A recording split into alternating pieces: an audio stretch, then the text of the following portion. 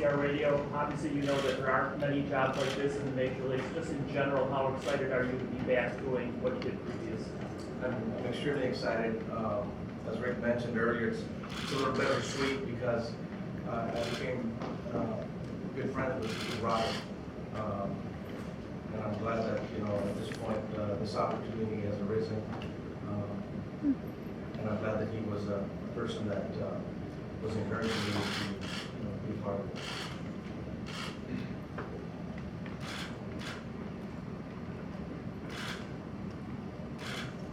John? This one's for Rick. This one's for Ricky, I guess. So we'll differentiate you guys. What was your pitch, I guess, to Rick and to the management of what you can do to kind of get this team over the hump? They've kind of had some problems in the past few years. Is that me? Yeah. Well, my personality, I think, is, a lot of you know me, I usually work in a very positive manner. I am still trying to be a very detailed, oriented person, and there are a lot of expectations that, I hope to place before us. Not that they haven't been placed there, but hopefully I can just continue to follow through with what's been laid out. And as Rick said, hopefully transition easily with the guys that are here. They kind of know what I'm about. Hopefully, as we work together as a group, we'll find a way to motivate these guys and continue to encourage them and help them just become better ball players and kind of give ourselves, continue to grow it and have an identity for ourselves in terms of how we go about things. Hi, Ricky. Pat Mankowski, Sports Spotlight TV. I want to find out how you assess yourself as a handler of pitchers. That's been kind of a difficult spot at times, and maybe when to pull a pitcher out from the starting spot and which reliever to put in which time. Well, obviously the relievers are a big piece of that. We're hoping that we can improve on that aspect of it. But a couple of simple rules I always, we've talked about. I kind of hope to be able to pull a pitcher one pitch too soon and rather one pitch too late, depending on what the score is and what we have in terms of room available to us. Every pitcher that we have is different, obviously. Some guys you give a little bit more room to than others. But I think it's all going to depend on basically our attack and our plan for the day. I think when we go over a series meeting, we obviously talk about certain scenarios that will arise during the ball game, and hopefully we'll have all those things kind of planned out when those situations arise in terms of finding the matchups that work best for us. And hopefully, we won't skip a beat, and when need be, we'll have somebody ready to go ahead and take over for the guy that's been in there. Andy Sullivan, Rick, did the organization want Robin to return, and if so, did you try to talk him into staying? I never tried to talk him out of the decision after he expressed his preference to me. The fact of the matter is we all know this is a results-based business, and the fact of the matter is none of us are pleased. Front office, ownership, Robin and the players all included with what the results have been over the last few years. I understood where he was coming from in terms of the best interest of the organization, the need to be time to make a change. And frankly, I understood as a friend from a personal standpoint where he was coming from. Based on all those factors, at no point did I try to change his mind. But if he had expressed the desire to return, would he have been welcome back? That's a hypothetical that we never got to. Let's go right here in the middle. Yeah, go ahead. Hi, Enrique Rodriguez from Univision. The question is from Mr. Hahn. I guess it's two questions in one. First and foremost, what are the qualifications that you see on Mr. Renteria to get the White Sox over the hump? Second of all, he's the only active Latino manager in Major League Baseball right now. What do you feel the league is doing wrong? And what does the league need to do to have more Latino managers? Well, first with regards to Ricky and his qualifications, again, it's rare that you find an individual who has the combination of his experience, his work ethic, his communication skills, his commitment to detail, and something that may not necessarily be evident from the bench coach role, but is, or at least evident to the outside role from the bench coach role, is his fire and competitiveness. This is a high energy guy and extremely driven to achieve the same goals that the organization has in mind as for ourselves. As for the league as a whole, I know it's a priority. I know that there are qualified Latino candidates out there, some of whom are on our master list of potential candidates, and others of whom will likely get opportunities here in the coming weeks and months as things open. My focus was not, or our focus as an organization wasn't necessarily on Latino or non-Latino. It was more on the best candidate for the position, and we feel very strongly that we named the best candidate today. Go over here to Cheryl, then we'll go to George, and back over to Kyle. Cheryl Ray Scott with WBDC Radio. You had 1 year with the Cubs as manager, you took a year off, you came back as bench coach. What have you learned in these 3 years that maybe you've changed, or maybe you developed a different style or technique for the managerial now moving forward? Well, obviously, after I left Northside, you get a chance to take a step back and see what's going on. I think the biggest thing is obviously, as Rick was saying, change many times is inevitable. Things happen through nobody's fault. Things occur. And I think that you always must be prepared on a daily basis to not take anything for granted. This opportunity is a great opportunity. I think that when you give yourself to a task, if you really appreciate the importance of it, without at the same time taking yourself too seriously, you can accomplish a lot of things. And so hopefully, I've learned that these opportunities are fleeting, and that we're going to try to take advantage of every moment that we have. Mr. Hahn, George Hoffman from WBBM. Yesterday, Chris Sale said in so many words that Robin did not have enough talent to win. How are you prepared to equip Rick with enough talent to be a contender, not just next year, but as a consistent contender? I didn't see Chris's comments, so I can't respond specifically to that. I think your broader question, or what the essence of your question is more about direction and plan. One which I understood would certainly be relevant and on the table today, and one which Ricky and all of us have already discussed internally. The goal is simple. The goal is to put us in a position to win multiple championships as quickly as possible. The exact path we're going to follow over the next few months is not one that we're going to reveal today in terms of which direction, so to speak.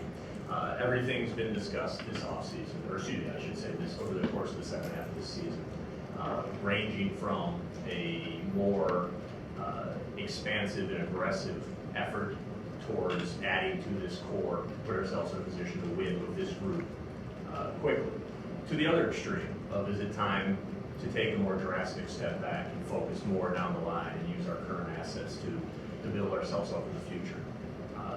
It may not be entirely satisfying on this day to not commit to one way or the other, but there's simply no strategic advantage to the club as we enter in and executing our direction this offseason to put a line in the sand, so to speak, today and say this is what we're going to do. Whether it's talking with other clubs or agents, we're better off not going down that path prior to the time where it makes sense to execute our transactions. Once we start making our moves, it's going to be evident what we're about, what we're trying to do, what our path is. But until those moves start taking place, we're not going to spend a lot of time talking about the direction. Just a quick follow-up. I know that about a month or 6 weeks ago, you said something along the lines, you will know, White Sox fans will know which direction we're taking after the first or second move. Is this one of those moves? You know what, and then someone immediately pointed out that our first move last offseason was signing Steve Lombardozzi to a minor league contract. Probably didn't reveal too much about what we were about. So maybe I misspoke a little bit in terms of first or second transaction, but certainly with our first major transaction and the ones that follow behind that will make it clear about which direction we intend to go. We all feel very strongly that Ricky's the right guy regardless of which direction we go. And by that I mean, even if we go with the, say, full rebuild, take it to the extreme, Ricky's background in player development and as a teacher is going to serve us extremely well as we go through that process. However, the end result of that process is a team that's able to win a championship. So we feel he's the right man, whether that championship caliber team's on the field in 2017 or something that was built over the number of years leading up to that year when eventually we're ready to win again. We'll go to Connor with a Phil. Connor McKnight, WLS AM 890. Ricky kind of summed up some of what I was asking about. But I guess for Ricky then, would there have been a direction in your conversations with Rick in taking this job that would not have made you feel comfortable in it? In that, you know, you've been part of at least the beginning of a rebuild with your other job as manager. Would there have been a direction that wouldn't have made you think that this was the right place for you? No, I thought in our conversations, the one thing that I tried to stress to myself, to coaches and everything is our job is to handle the players that we have. So whether it's a veteran club or a young club, my job is to get the most out of whomever it is that we're going to be presented with. So when you take a managing job, I can tell you that you can try to do both win and develop with younger players. It might be a little tougher proposition because there are quite a few bumps in the road. But in either case, you're trying to end up at the same place. You're trying to develop an organization and a club that's going to give you some consistency over an extended period of time and give you the ability to hopefully post up and hopefully at least get in, and then we take it from there, whatever happens. We'll Phil it over to David. Phil Rogers with MLB.com for Rick Renteria. This is a steady roster, not many free agents on it. As this team finished the season yesterday, when you look at the roster, how competitive of a team should this be? Well, again, I think that was alluded earlier when Rob was talking about just a new voice. I'm hoping to bring in a little bit more intensity, just from just being here and having had conversations throughout. Whatever these guys end up doing, the truth is that whatever team you have, they have to execute. Can this team compete? I think we showed during the earlier part of the year that you could. Did you fall off? Absolutely. Are there things that you can improve upon? No doubt about it. In terms of the players that we had, I think that they showed that they were able to compete. We had a little bit of an opening in the pitching department, which kind of allowed us to flutter a little bit. I think with a couple of additions, it's possible to be able to compete, but every year is different. Sometimes everybody puts together a club. You go into spring training very optimistic about what's going to happen. The one thing that you can assure yourself is that a team must be able to go out there and play the game a certain way. You can't just play as everybody else does in terms of, I'll give you an example, advancing runners and getting guys in from third base. You can't play on the same level as everybody else. You actually have to be better. And that's a challenge for us that we're going to have to overcome. And that's just playing the game. If I could just throw one more in there, how do you look back on your time with the Cubs and specifically how it ended? My time with the Cubs was really good, actually. I thought that during the time that we were there, I thought we were able to do a lot with the players that were there. I thought they grew. I thought they ended up continuing to develop as Major League Baseball players. Sometimes when you have a young player, excuse me, at the Major League level, just because they're there doesn't make them a big league, to be honest. I might be there, but they're still developing who they are. As far as how it ended, there was no hard feelings. In the end, it is what it is. Change occurs. I definitely appreciate the opportunity that was given to me. I wouldn't take that away for anything. Let's go over to Dave Hawk. Rick, this is Rick Hahn. David Hawk, Chicago Tribune. Rick, after 4 seasons of losing, I think a lot of people wonder, what's the value in embracing continuity and a seamless transition for a team that has struggled the last 4 years over taking a different approach and may introduce more dramatic change? Well, if you're talking specifically with regards to this move, I don't view hiring a guy who's been here for a year and quite frankly, in our opinion, is the best candidate on the market or would be on the market this offseason as necessarily a triumph for continuity. I think it's a triumph for finding the highest caliber individual who's the best fit for us going forward and making that person the manager. It's kind of nice when you have the best candidate in-house and you can spend an extended period, in this case, close to a year getting to know them, over the last month or so, really testing them on specific instances and what that the new position is going to entail. If Ricky weren't with the organization, he'd still be very much in this mix and at the top of the list. What I was alluding to is knowing what we know of him from being with him that reinforced our belief that he was the right guy. I do think there's benefit to him and there's benefit to the players in knowing each other already and having that pre-existing relationship. I think it puts Ricky in a position to help maximize their ability to succeed, which is only a positive. But this isn't a move that we look at as, hey, this is a continuation of the same. This allows our current path to continue on the path that we've been on for the last few years. We happen to have the best guy in the organization already. We were thrilled when we hired him a year ago.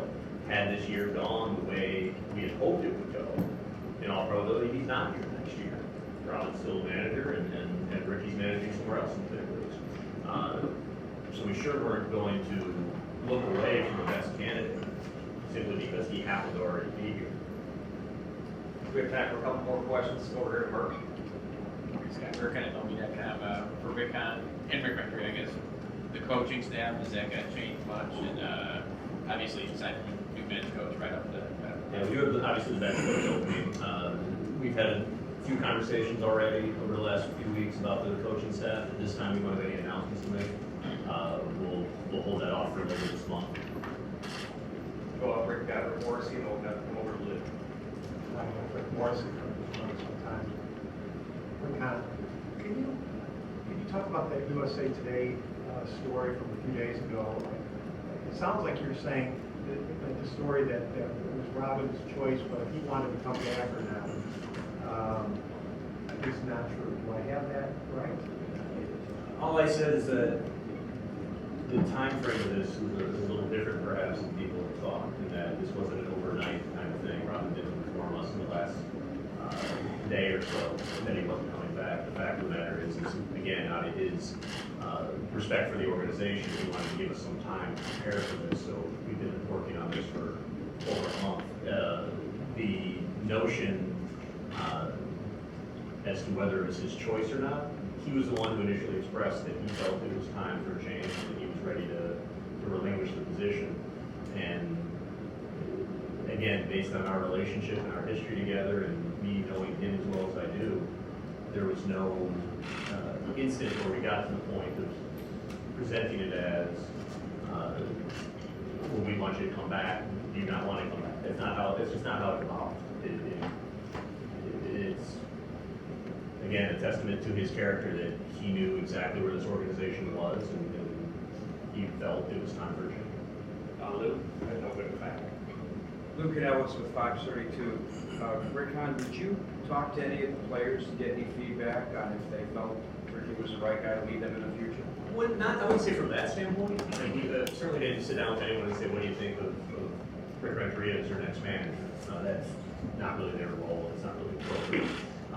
We do have more casual conversations, I would say, over the course of the year as a normal course of business and given our relationship with our players about where they feel we are, both from an on-field standpoint as well as a coaching standpoint. We do get feedback on all our staff members about players' preferences and thoughts. I will say that this man here, you're going to be extremely hard-pressed to find anyone throughout all of baseball who doesn't hold him in high regard. That extends to our clubhouse. We talked to a number of people outside the organization, both before we hired him and as well in the recent weeks. And there are very few, there's no one who says anything negative, there's very few who are even neutral. It's if any, it's all positive, and I think that extends to the players in our clubhouse as well. We have time for one or two more. We'll go to the back here. Rick Gregg with WBDM. Rick Renteria, this question's for you. There's been talk here about how this has basically been a month-long process in the making. In the clubhouse or in the dugout, did Robin start, I don't know, transitioning the power over to you in any way? Or was it just, gee, I hope you get the job and et cetera? Was there any actual more duties handed off to you? No, we did everything as we had since the beginning. Our routines were the same, our conversations were the same. He was the man, and I think that to assume anything other than that would be incorrect. We just did it, we did everything we did on a daily basis the same way. I'll add that Robin had expressed at the time that he felt strongly he wanted to finish what he started. That he had made a commitment to the way he was raised is to honor your commitments. And we felt very comfortable at that time, and I think you saw it over the course of the last month that he was still going to give his full and complete effort. The team was going to be fully prepared and continue to fight. And we had zero problem with letting him finish out what he started as he preferred, much less of what he did, with the same professionalism and dignity and class that he had on day one. Daryl? What can you say about terms of the contract, years, and second question, do you feel like based on the level of talent you had to work with this year, did you play up to your performance level, or would you say this team? First, with regards to the contract, we're not going to talk about the length of staff contracts. I know in the past stuff has gotten out, and my guess is at some point this will get out. Much like with the length of front office executive contract, we prefer to keep that quiet and internal. In terms of the team this year, assessing our performance, we underachieved. We absolutely underachieved. But Robin sat in this room yesterday and took full responsibility for that on himself. I sit in this room today and I feel I'm fully responsible for it. I'm sure there's others in the front office and there's others in uniform in the clubhouse who feel responsible for that. So I don't put this on any one individual, even though I say that the club did not achieve up to its talent level. The fact of the matter is we were running off a 23-10 start. We might have been playing a little over our heads for that streak. I don't think we were necessarily going to play 700 plus ball over the course of the year in terms of our true talent level. At the same time, we certainly were well below our true talent level for stretches there for a number of reasons, many of which we're going to endeavor to try to fix here in the coming weeks and months. We'll have time for one more question. Come back with that. Ricky, of the players on the 2016 roster, which ones did you hit it off best with? And which ones did you find good communication with, where you could give them a tip or two and you saw it manifest itself on the field? Actually, I think when you sit down with the whole group and then individually, they were all very open to any conversations you might have. I think that the biggest thing that all of us try to do as coaches or managers, quite frankly, is to try to minimize a lot of the thinking that goes on with the players. It's funny because, I think people realize that when a player doesn't get the job done, he's pretty upset about not having executed an action. It's almost like the best way I can tell you is I was telling these guys a story the other day in the clubhouse. Bases are loaded, 2 outs, 3-2 count. Batter's up there. He whiffs. Everybody gets upset. And he comes in and he's starting to get upset. I'm going, hey, listen, would you try to strike out in front of the whole house with 3-2 count, the bases loaded, and we could have won the ball game right there? Did you try to do that? No, then don't be upset. Because the reality is that most people on the stands, and I know I'm kind of deviating from with the question you asked, but it gets back to just being able to keep it to the simplest form. The player comes in upset that he didn't get the job done. My question is, was your approach the approach that you wanted to have in the at-bat, or was it something that you were consuming yourself other than what you were doing? Most players' answer is similar. In some instances, some guys will tell you they were thinking about the crowd. Some people will tell you that I needed to get a hit. Some people, whatever the case might be. In which case, it's telling me that his approach was incorrect. Every player is the same. So everybody that we touch, is gonna gain something that's gonna help them along the way. To your question, I think they all respond, but it might take some a little bit longer than others. But they have all been very open to conversations with all the coaching staff. I think we sit in there and sometimes we go home and as coaches and managers, I can assure you, you know, Rob did many times, we go home and you lose sleep because you're trying to figure out what it is you can do to help the next individual get out there and be able to perform a little better. So they're all open, they all listen, and like I said, they all kind of take it in, and some get it right away, some might take a little.